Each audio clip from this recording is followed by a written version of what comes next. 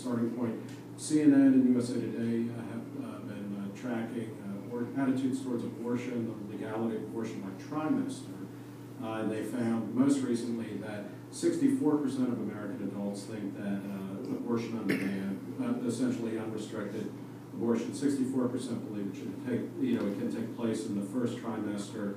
By the third trimester, only 13% think that abortion should be allowed. So, there's an interesting kind of slide as pregnancy gets closer to birth. People's willingness to say abortion should be an absolute right starts to dissipate. So we'll start with that, and we're going to run through, we're going to have a quick conversation and hopefully an in-depth one, but I'll pass things along. But the first thing that I want to ask the panelists, and I think we'll start with Molly and work our way this way. How important is the question of when life begins to the abortion debate? What's your answer to that? And is it coterminous that when life begins, rights begin? Okay, easy questions. Yeah. Well, actually, you're already running out of time. So in some sense, when the question of when life begins is it's not really that relevant at all. Everyone knows when life begins. By definition, human life begins at conception. So we're all in agreement on that. If we're all roughly. I think that's a debating tactic. No, wait, maybe I'm wrong about that, but I think it's almost like it's a truism. Okay. Human life begins at conception. The question is, when do human rights begin? Okay. I think that's can you also define, before we get to human rights, when does conception begin? It's like a circular question. When two people love each other very much. When a mom and dad. I never realized how little I knew. No, but I mean, is it what is the moment of conception? Because that actually has real ramifications for certain types of contraception. Is it when an egg gets fertilized? Is it when it implants in a uterine wall? Is it when it has developed beyond a very simple state? I don't think there's really debate on that. There are debates about when pregnancy begins. Some people say pregnancy begins at the moment of conception. Some people say pregnancy is sort of like a change that's happened in recent decades, where people say pregnancy begins when the fertilized egg implants in the wall of the uterus. But as far as conception, that's just a medical term for when the male material and the female material. Okay, so it's fertilization.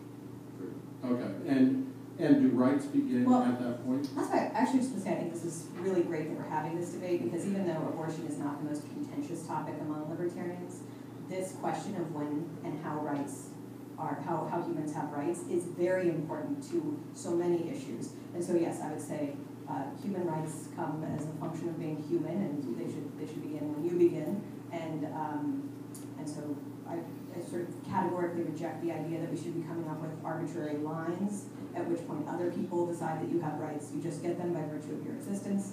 You should get them by your existence. And so a fertilized egg has the same rights as anybody else. Well, do you mean by in terms of the right to life? Yeah, well, I'm just saying, maybe I think being libertarian means that you believe in equal protection under the law, and that people should have equal rights, and yes, the right to life is fundamental.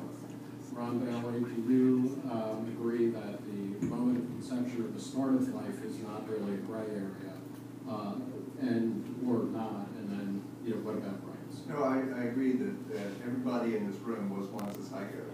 Everybody in this room, everybody out there listening was once a fertilized egg. The question is, when do they have rights? When do they become people? And as a matter of fact, it's pretty well known that at least 80% of fertilized eggs never implant, they never create a pregnancy, they never become people. And therefore, I find it odd to give rights to things that don't become people, typically. So basically what I would like to do is that we also have a sliding scale of rights. People get more rights as they become older over time. We don't allow children to do certain kinds of things. And so I think that that is part of that continuum, is that we can think about whether persons have rights or not, and when you become a person. And I would argue that at very early stages of our existences, we were not persons. We were not How do you, but we also don't say, well, children, they can't vote, they can't drive, but they also can't be killed. No, I understand it, but again, it's a sliding scale when you get to some rights. But if you want to say the right to life is fundamental, in some sense, it is in some sense, but only for persons. When would you say personhood begins? That if that's where rights begin for you? At some stage, we would have to be with significant enough brain development to be able to have some sense of self-awareness.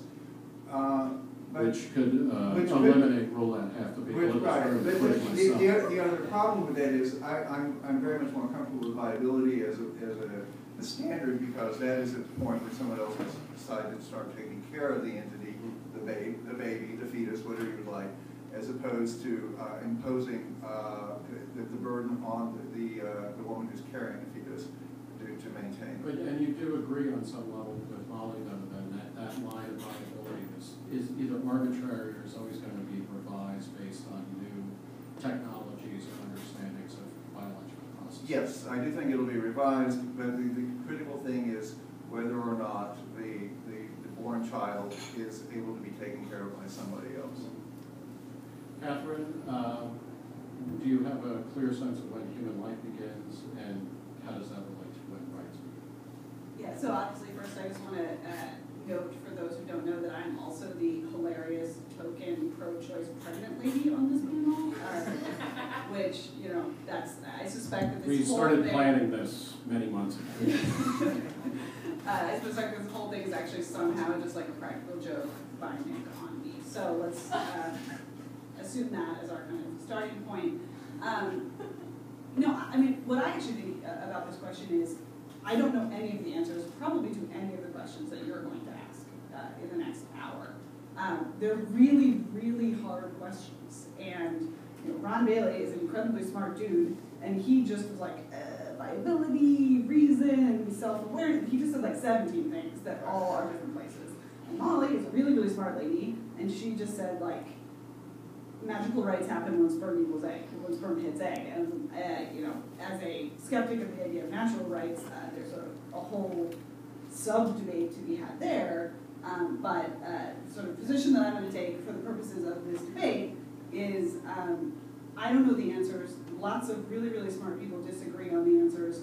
This suggests to me that we should devolve decisions on this to the lowest possible level, and that it is wildly unlikely that the state will arrive at the right answers and institute those in law in some kind of way that's morally consistent. So that means essentially that abortion should be legal and not ubiquitous, but widely available. Yeah, I want abortion to be safe, legal, and universal.